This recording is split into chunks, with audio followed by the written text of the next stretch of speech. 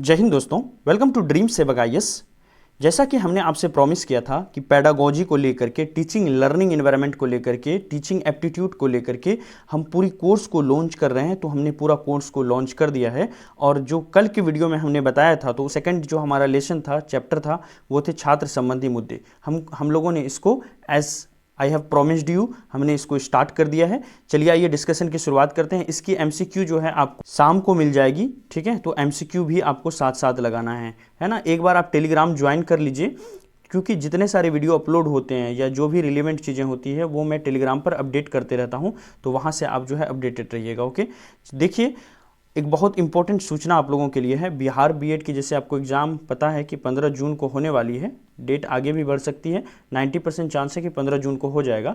तो इसको टारगेट लेते हुए हम लोगों सब्जेक्ट का topic wise mock test start किया है, जिसमें हर एक सब्जेक्ट, चाहे वो आपका हिस्ट्री हो, ज्योग्राफी हो, सिविक्स हो, इकोनॉमिक्स हो, है ना, ये सारे सब्जेक्ट्स। इसके अलावा जो है आपका हिंदी हो, है ना, ये सारे सब्जेक्ट से जो है मॉक टेस्ट स्टार्ट किए जाएंगे। जैसे हिस्ट्री के अंदर में जो इंपॉर्टेंट टॉपिक्स है, जैसे वेद हमने कहा था इंपॉर्टेंट टॉपिक्स है, ज्योग्राफी के अंदर में, है ना, उसी तरह से सिविक्स में, इकोनॉमिक्स में, हर एक सब्जेक्ट के अंदर से जो है टॉपिक पर आपको जो है 50 क्वेश्चन के, है ना, 100 क्वेश्चन के टेस्ट लिए जाएंगे। वो मैं पहले ही आपको 10 घंटे या एक दिन पहले ही आपको सूचित कर दिया जाएगा कि कौन सा टेस्ट आने वाला है। आप उसी हिसाब से तैयारी कर लेंगे। ओके, चलिए आइए स्टार्ट करते हैं। छात्र संबंधी मुद्दे, है ना, ये काफ़ी इंपॉर्टेंट है, हर एक एग्जामिनेशन में पूछा जाता है। 5 नंबर बिहार बीएड में आपका यहाँ से 5 क्वेश्चन कंफर्म है।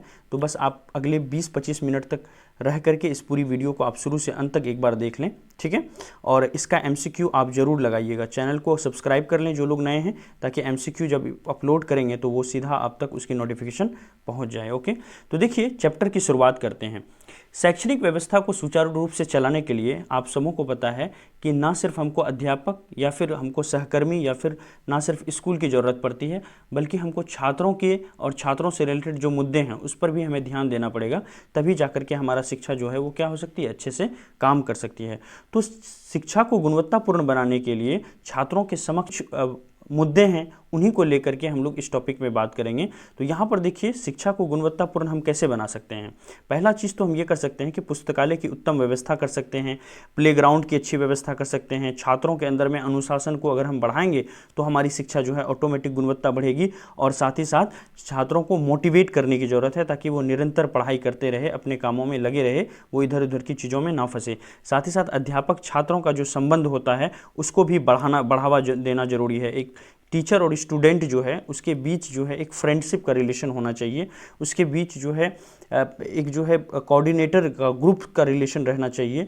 तो छात्र और शिक्षक के बीच का संबंध जो है उसको भी इम्प्रूव करने की ज़रूरत है। तो इन सारे मुद्दों पर ध्यान देकर के हम शिक्षा को क्या कर सकते हैं, गुणवत्तापूर्ण बना सकते हैं। तो यही से सवाल पूछा जा सकता है आपका कि बताइए गुणवत्तापूर्ण शिक्षा के लिए अत्यंत आवश्यक क्या है ना। 1-2 टॉपिक यहाँ से दे देंगे और 2 टॉपिक बाहर से दे देंगे, तो आपको उसी हिसाब से चुनना पड़ेगा, है ना। देखिए छात्र संबंधी मुद्दे, जैसा कि आपको पता है कि किसी भी देश विकास में शिक्षा जो है एक बेस का काम करता है। इसलिए शिक्षा की एक प्रभावशाली प्रणाली वाले देश जो है सामाजिक और आर्थिक दोनों रूप से दुनिया में नेतृत्व करते हैं। जैसे आप जान रहे होंगे यूएसए जो है, यूनाइटेड स्टेट ऑफ अमेरिका, से रूल कर रहा है ना। तो देखिए छात्र संबंधी क्या मुद्दे हैं हमारे पास। पहला तो है हमारा खराब शैक्षणिक प्रदर्शन। छात्रों का जो रिजल्ट खराब होता है ये एक बड़ा प्रॉब्लम है छात्रों के लिए, है ना। इसके अलावा स्कूल में जो है प्रेरणा की काफ़ी कमी होती है। उसको जो है रोल मॉडल कहीं ना कहीं टीचर में जो नज़र आना चाहिए वो नहीं आता है ना। तो उसके लिए प्रेरणा की कमी आती है, जिसके लिए वो प्रेरित होकर के पढ़ाई नहीं कर पाते हैं, ठीक है। स्कूल के काम में क्या करते हैं, नुकसान पहुंचाते हैं, स्कूल की क्लासेस को नुकसान पहुंचाते हैं, है ना, कभी कभी तोड़ फोड़ करते हैं। तो ये सारे मुद्दे हैं छात्रों के।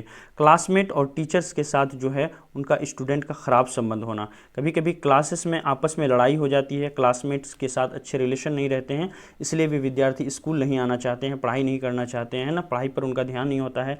टीचर के साथ ख़राब संबंध होता है। कभी कभी टीचर और स्टूडेंट में क्या होती है, एक प्रकार से आंतरिक लड़ाई चलती रहती है ना। या फिर टीचर स्टूडेंट को नहीं समझ पाते हैं, या फिर स्टूडेंट टीचर को नहीं समझ पाते हैं, उसकी पढ़ाई समझ में नहीं आती। तो ये सारे प्रॉब्लम्स हैं।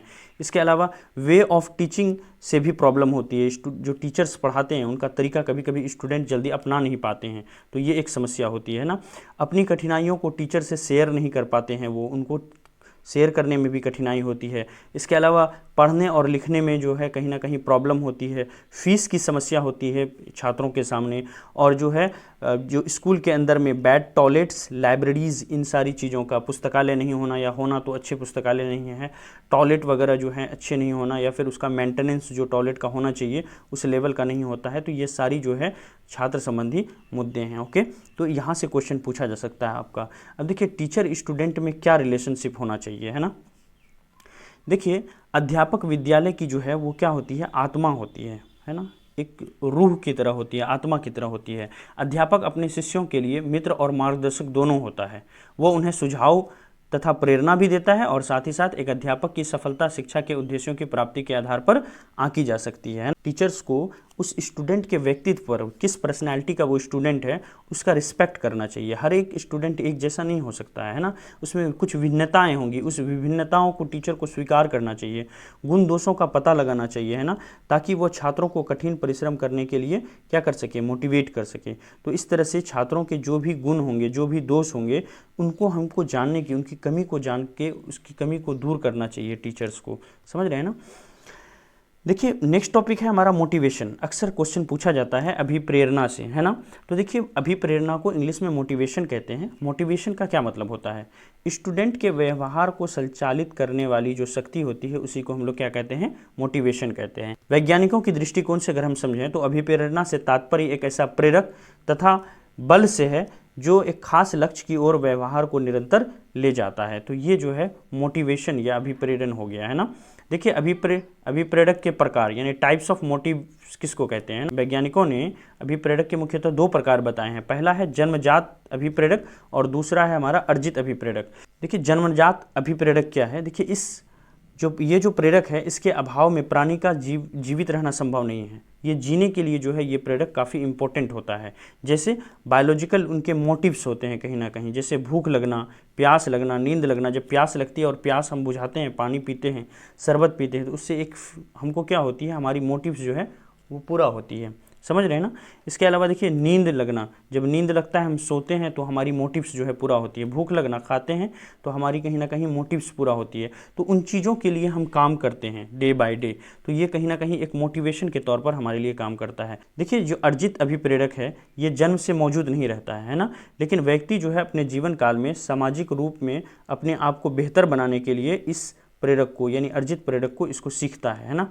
बस इतना ही है, इसके बारे में उतना जानने की जरूरत नहीं है। एक इंपॉर्टेंट टॉपिक है, इसको जान लीजिए, शक्ति अभिप्रेरणा या फिर पावर मोटिव्स किसको कहते हैं। देखिए इस तरह के मोटिव्स में दूसरे व्यक्ति और संसाधन को नियंत्रित करके संतुष्टि प्राप्त करता है। जो इंसान होता है वो दूसरों को, व्यक्तियों को नियंत्रित करके, उससे रिलेटेड जो संसाधन है उसको नियंत्रित करके, है ना, उसको ऐसा करके संतुष्टि प्राप्त करता है। जैसे हम किसी के संसाधन पर क्या करते हैं, नियंत्रण करते हैं, कंट्रोल करते हैं।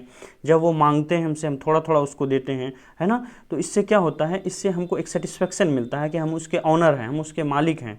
समझ रहे हैं ना। तो इसको बोलते हैं शक्ति अभिप्रेरणा। दूसरे लोगों के भाग्य का निर्धारक समझकर संतुष्टि का अनुभव करना। हम लोग अक्सर सोचते हैं कि उसकी लाइफ तो हम बना रहे हैं, उसके मालिक तो हम हैं, तो ऐसा स्वामित्व, मालिक का जो फीलिंग्स है वो हमारे अंदर आता है। इसी चीज़ को कहते हैं क्या, शक्ति अभिप्रेरणा। ठीक है। चलिए नेक्स्ट टॉपिक है हमारा डिसिप्लिन, अनुशासन। देखिए अनुशासन से भी बहुत बार बिहार बीएड सीटेट वगैरह में क्वेश्चंस पूछे जाते हैं।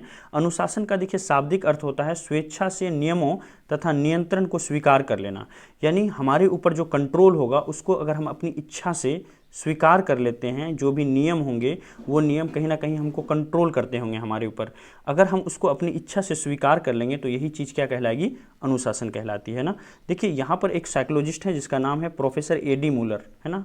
देखिए कभी कभी पूछ लिया जाता है प्रोफेसर एडी मूलर के अनुसार क्या है, तो उसमें आपको 4 स्टेटमेंट दिया रहेगा, तो उसमें आपको ढूंढना पड़ेगा। तो प्रोफेसर एडी मूलर के अनुसार अनुशासन से अभिप्राय छात्रों को प्रजातांत्रिक जीवन के लिए तैयार करना है तथा इसका उद्देश्य जो है वो व्यक्ति के ज्ञान, शक्ति, है ना, आदतों एवं रुचि के विकास के लिए सहायता देना है, जो उसके साथियों एवं संपूर्ण समाज को अच्छा बनाता है। तो ये प्रोफेसर एडी मूलर के अनुसार जो है इसका क्या था, डेफिनेशन था। देखिए शिक्षा के क्षेत्र में अनुशासन, तो देखिए शिक्षा के क्षेत्र में अनुशासन कितना इंपॉर्टेंट रखता है, ये किस तरह से ये इंपॉर्टेंट रखता है। तो देखिए विद्यार्थियों को प्रजातांत्रिक जीवन के लिए तैयार करना ही हमारा क्या होता है, शिक्षा में अनुशासन का जो इसका मेन मकसद होता है। ठीक है, दूसरे शब्दों में अगर हम कहें तो अनुशासन का अर्थ है कि छात्र विद्यालय के नियमों एवं परंपराओं का 100% पालन करेंगे। ये है हमारा शिक्षा में अनुशासन। ठीक है, ये बहुत बेसिक चीज़ें हैं, आपको लगेगा कि आपको आता है, लेकिन आप जब क्वेश्चन सॉल्व करोगे तो वहाँ पर थोड़ी सी गलती की वजह से आपके जो है 4-5 क्वेश्चन गलत हो जाएंगे। यानी 10 में 2-3 क्वेश्चन आपके थोड़ी सी गलती की वजह से 7-8 तो आप बना लोगे, लेकिन 2-3 क्वेश्चन जो है कहीं ना कहीं आप नहीं कर पाओगे। ठीक है, तो वो 5% 10% जो क्वेश्चन हैं उसके लिए आपको ये कोर्स करना जरूरी है, और वही क्वेश्चन अगर हमारा छूट जाएगा तो कहीं ना कहीं आपको कॉलेजेस जो है वो नहीं मिल पाए। अब देखिए अनुशासन के क्या प्रकार हैं, टाइप्स ऑफ डिसिप्लिन को हम लोग पढ़ते हैं। पहला जो हमारा टाइप्स है, टोटल 3 टाइप्स के अनुशासन होते हैं। ठीक है, पहला टाइप्स है जिसको बोलते हैं दमनात्मक अनुशासन, है ना। ये दमनात्मक अनुशासन क्या होता है इसको थोड़ा समझते हैं हम लोग। देखिए दमनात्मक अनुशासन किसको कहते हैं। ठीक है, दमनात्मक अनुशासन छात्रों पर कठोर नियंत्रण रखने की ये मान्यता देती है। इसमें स्टिक का बल करके छात्रों को अनुशासन में रखा जाता है। दूसरा है हमारा प्रभावात्मक अनुशासन। शिक्षक को अपने व्यक्तित्व के प्रभाव से छात्रों को अनुशासन में रखना चाहिए, ना कि शारीरिक दंड से। इस तरह के अनुशासन में ये कहा जाता है कि शिक्षक को एक रोल मॉडल बनना चाहिए, और अपना जिस तरह से शिक्षक अपने आप को स्कूल में प्रस्तुत करेंगे उसी हिसाब से छात्र भी उसको फॉलो करेंगे। तो एक रोल मॉडल बन करके छात्रों को क्या करना चाहिए, अनुशासन में रखना चाहिए, ना कि डंडे का इस्तेमाल करना चाहिए। तीसरा है हमारा मुक्तात्मक अनुशासन। इसमें देखिए क्या होता है, मुक्तात्मक अनुशासन में जो स्टूडेंट है उसको मुक्ति मिलनी चाहिए, उसको पूरी तरह से छूट मिलनी चाहिए, ताकि वो अपने व्यक्तित्व का विकास अच्छे से कर सके। तो ये 3 तरह के अनुशासन थे, इसको हम लोगों ने देख लिया। ठीक है, हो सकता है क्वेश्चन आपसे पूछ लिया जाए, बताइए मुक्तात्मक अनुशासन इनमें से कौन सा है, और 3 स्टेटमेंट आपको दिया रहेगा, है ना। क्या मुक्तात्मक इसमें अनुशासन में डंडे का इस्तेमाल किया जाता है, तो आंसर क्या होगा, नो। तो ये चीज़ें जो है बेसिक चीज़ें हैं जो आपको जाननी चाहिए। देखिए चैप्टर बहुत बड़ा था, लेकिन उससे जो मोस्ट इंपॉर्टेंट चीज़ें हैं उसी को लेकर के मैं आपके सामने आया हूँ। अगर वीडियो अच्छा लग रहा है तो लाइक करते हुए जाएं, और जो नए हैं चैनल को सब्सक्राइब कर लें, ताकि जो MCQ आने वाला है, जो हमारा मोस्ट इंपॉर्टेंट चीज़ है, उसको लेकर के जो है वो आपका नहीं छूटे। ठीक है, नेक्स्ट है हमारा शैक्षिक नेतृत्व, यानी टीचर का जो नेतृत्व है वो कैसा होना चाहिए। देखिए जितने सारे टीचर्स होते हैं, डायरेक्टर्स होते हैं, प्रोफेसर्स होते हैं, है ना, ये सब के सब कहीं ना कहीं महत्वपूर्ण व्यक्ति हैं, और संस्थागत लक्ष्यों को प्राप्त करने के लिए ये लोग उत्तरदायित्व हैं, और इसीलिए ये लोग क्या कहलाते हैं, नेता कहलाते हैं। नेतृत्व के 2 पहलू, पहला है लक्ष्य की प्राप्ति, दूसरा है हमारा व्यक्तियों के साथ कार्य करना। तो ये दोनों चीज़ें, लीडरशिप जो है वो दोनों तरह से आएगा। एक तो जो लक्ष्य आपने रखा है उसकी प्राप्ति होनी चाहिए, दूसरा क्या होना चाहिए, आपको टीम वर्क करने के लिए आना चाहिए, यानी लोगों के साथ आपको काम करने के लिए आना चाहिए। ठीक है, देखिए शैक्षिक नेतृत्व के आवश्यक गुण, अक्सर यहाँ से क्वेश्चन पूछा गया है, प्रीवियस 5 ईयर्स के क्वेश्चन में हमने देखा है, तो इसको आप एक बार गौर से देखिएगा। शैक्षिक नेतृत्व के लिए आवश्यक क्या क्या गुण है। पहला, बौद्धिक कुशाग्रता शक्ति होना चाहिए, है ना। दूसरा है कि हमारा आत्मनिर्भरता होना चाहिए। तीसरा, संयम निर्वाह होना चाहिए, और चौथा, कल्पना होनी चाहिए, और 5वें में नैतिक जागरूकता होना चाहिए, और 6ठे में क्या होना चाहिए, उत्तरदायित्व होना चाहिए। ठीक है, तो शैक्षिक नेतृत्व के लिए आवश्यक जो गुण हैं वो हमारे कितने हैं, 6। बौद्धिक कुशाग्रता, यानी दिमागी तौर पर हमारा क्या होना चाहिए, कुशाग्रता शक्ति होनी चाहिए।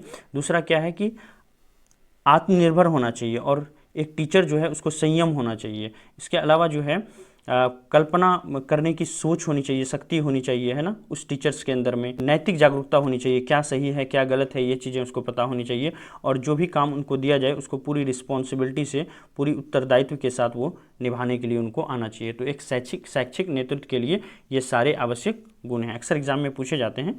ठीक है, नेक्स्ट है हमारा शैक्षिक नेतृत्व की विशेषताएं। देखिए क्या शैक्षिक नेतृत्व की विशेषताएं हैं। शैक्षिक नेतृत्व की कुछ विशेषताएं निम्नलिखित है। पहला क्या है, कौन कौन से इंसान को आना चाहिए शिक्षा के अंदर में। पहला कि उनका जो व्यक्तित्व है, जो पर्सनैलिटी है वो प्रभावशाली होना चाहिए, ताकि स्टूडेंट जो है उसको फॉलो करें, उसको देखें, उसको रोल मॉडल की तरह माने। दूसरा है संस्थागत नियोजन का ज्ञान, उसको संस्थागत नियोजन का पूरी तरह से ज्ञान होना चाहिए, संस्था को कैसे चलाया जाता है उस चीज़ का उसको नॉलेज होना चाहिए। तीसरा है कि वो एक आदर्श चरित्र का व्यक्ति होना चाहिए।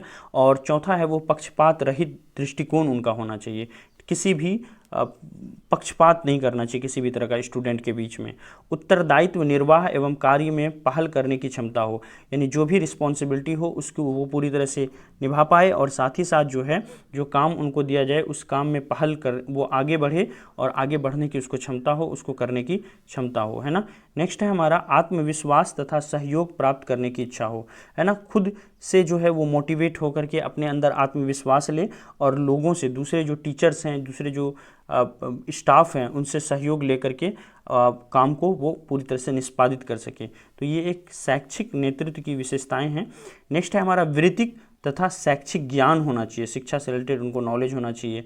मानवीय संपर्क कला में दक्षता होनी चाहिए, लोगों से वो अच्छे से घुल मिल सके, है ना, तुरंत, है ना, वो बच्चों से घुल मिल सके, वो चीज़ें होनी चाहिए। सहिष्णु होना चाहिए, है ना, सहिष्णुता होनी चाहिए। समायोजन होनी चाहिए। भाषण और लेखन कला यानी लिखने और बोलने में वो बहुत माहिर होना चाहिए, जो शैक्षिक नेतृत्व करने के लिए जो जाएंगे। तो ये सारे इम्पोर्टेंट जो है गुण हैं, शैक्षिक नेतृत्व की विशेषताएं हैं, इसको आप जरूर याद रखिएगा। हो सके तो उसका स्क्रीनशॉट लेकर के रख लीजिए या फिर इसको बार बार आप जो है देखते रहिएगा। इस टॉपिक पर मॉक टेस्ट जो है आएगा, जिसमें हम 60 क्वेश्चंस आपसे पूछेंगे, आपको 7-7 क्वेश्चन लगाना है। ये सारे क्वेश्चन जो है काफ़ी VVI हैं, हो सकते हैं डायरेक्ट सवाल जो है 2021 और 2022 के एग्ज़ाम में पूछे जा सकते हैं, ठीक है। तो इस चीज़ का आप ख्याल रखिएगा। चलिए आइए अब देखिए, पूरा वीडियो देखने के लिए आप बहुत बहुत शुक्रिया। आपका प्यार ही हमारा हौसला है। काफ़ी टाइम लगा पूरे चैप्टर को पढ़ने के लिए, उसके नोट्स तैयार करने के लिए, फिर आपके सामने PDF बना के फिर प्रस्तुत करने के लिए, एडिटिंग, थंबनेल, बहुत सारा वक्त लगता है। ये जो वीडियो आप देख रहे हो अकेले, इसमें 10 घंटे का वक्त लगा हुआ है ना। तो आप बताइए कि वीडियो कैसा लगा आपको। ड्रीम सेवक IAS चैनल को जो है आप सारे प्लेटफॉर्म पर जो है फॉलो कर सकते हैं और PDF के लिए टेलीग्राम जरूर ज्वाइन कर लें। ओके, तो देखिए, अगर आप इस चैनल पर नए हैं तो कृपया चैनल को सब्सक्राइब कर लें, क्योंकि बिहार B.Ed की पूरी तैयारी हम लोग यहीं पर कर रहे हैं। इसके अलावा जितने सारे कम्पिटिटिव एग्जामिनेशन होते हैं उसकी भी तैयारी कर रहे हैं, और पूरी तैयारी मैं आपको कराऊंगा, ये मेरी तरफ से प्रॉमिस है। Thank you so much, have a nice day.